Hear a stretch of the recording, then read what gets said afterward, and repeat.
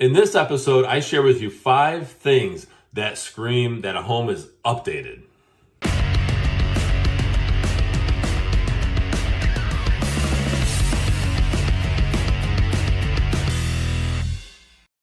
Welcome everyone to this episode of the AskJasonGelios Show. I really appreciate you tuning into this episode. Hey, before we get started here, because it's a great one about 5 improvements that scream updated, right, in a home. Just wanted to invite you to follow me on social media. Those links are in the description below. And be sure to visit my website, it's allabouttherealestate.com. That pop-up form pops up where you can fill in your information to receive new episodes every week in your email, plus other valuable tips and episodes, okay? Now I want to dive right into this. So, Realtor Magazine had a pretty good article about 5 home improvements that shout updated, and I'm going to link that in the description below. Now, my disclaimer is that I'm not endorsed in any way by Realtor Magazine, but I do read their magazine often, online and in print. It's pretty good. A lot of realtors read this magazine and they share some great information.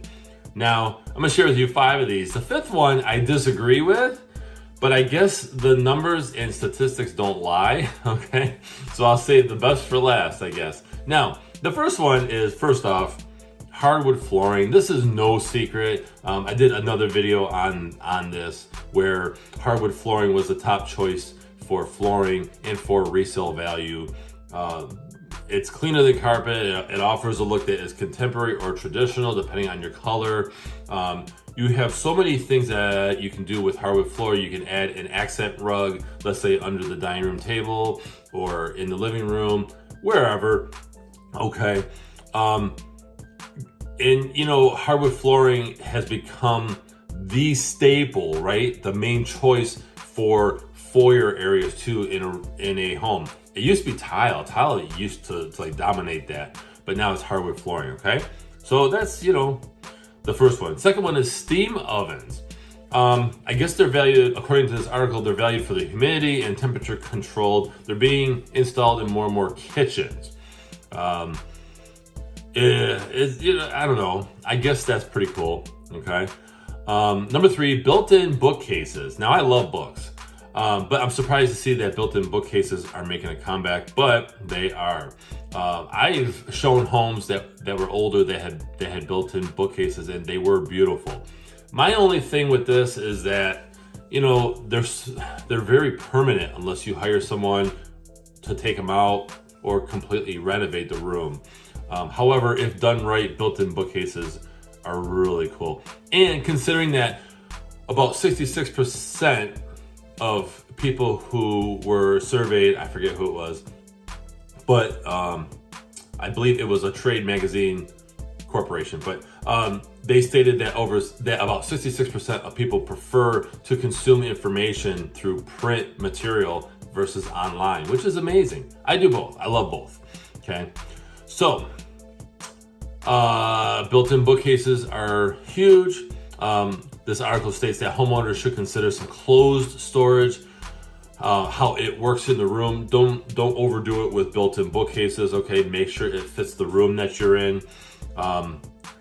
All white works the best because many times built-in bookcases are actually pretty good size.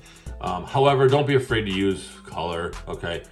But there's a reason why home builders, when they sell a home, they do all white or like a cream color, because it makes things seem bigger when you're looking at the house, okay? Now, this is interesting. Number 4 is warmer palettes. So like light beiges, creams, all shades of green. Be careful on that green, okay? But there is nice earth tone greens. But these colors are replacing stark whites and cool grays. Gray, it was a huge trend. Matter of fact, in my area of Southeast Michigan, there's many homes that are flipped by investors. They're in like the $100,000 to $250,000 range, and it seems like they all choose the same colors. They're still choosing grays with the same flooring and the same cabinetry. I mean, I can tell when a house is a flip because it has the same stuff in it, and many times it's the same investors working a certain area. So grays are going away. I'm kind of sad by that. But then again, some people were overdoing it on the grays. They had gray floor, gray walls, gray fixtures, everything, gray. So just know that light beiges, creams, and all shades of green, although be careful in the green, they're replacing stark whites and cool grays. And by the way, white is just boring in a house. Unless it's on a ceiling, I just think white tends to be boring.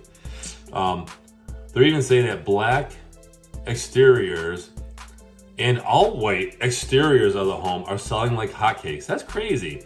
I don't know. Anyway, number 5, I shared with this that I disagree with this one. I don't know. I guess it depends on the property, but in my area, if we seen a chicken coop, and that's what this article states, a chicken coop. Also, an area for sheep, goats, and llamas. If we seen this in a regular, I don't know, on a regular sized lot, I would see it as a deterrent and a detraction. And I don't think the animals would stay, but just a chicken coop area, I don't know. I don't see it. However, chicken coops are finding their way into more residential yards, especially because of the pandemic.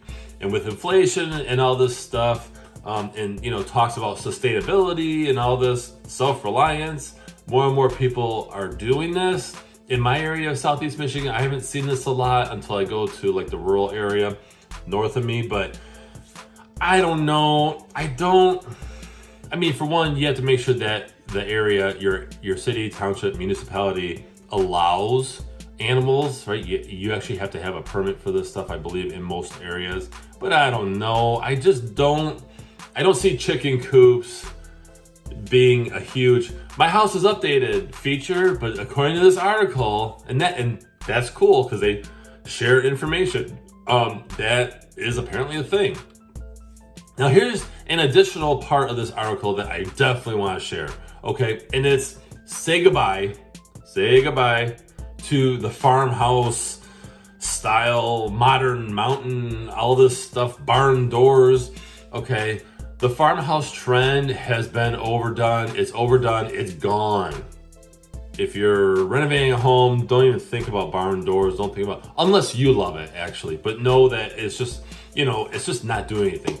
People were overdoing this, quite honestly. And don't get me wrong, I like how it looks, except I'm not a fan of barn doors because you don't get the solid privacy, or I don't want to say soundproof, but you don't get the sound enclosure from a barn door because there's gaps in the side. Shiplap, tons of rustic wood. There's a chipped or distressed paint on everything. I saw this on HGTV where they were showing, and not hating on them, but these people were just overdoing it with the chip paint look. That's gone. Get rid of it. You never want too much of a good thing anyway. You should never do too much of that. So the farmhouse look, it's really just going away.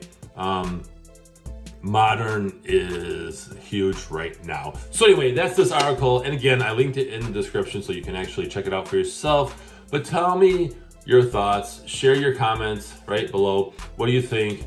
Do you like the farmhouse look? What do you think about chicken coop? Would you put a chicken coop in your yard, right? Let's say you live in a subdivision and the city allows it, which they probably won't. But if they allow it, would you put a chicken coop in your yard? I don't know. So anyway, and again, not hating. I think if you can grow things, like we have a small garden in our yard. It's awesome that we can grow our own vegetables. It's really, really cool. So anyway, be sure to follow me on social media. Those links are in the description below. And be sure to visit my website, allabouttherealestate.com. Sign up on that pop-up form to receive these episodes in your email once a week. I'm Jason Gelios, Michigan Realtor, and I appreciate you watching.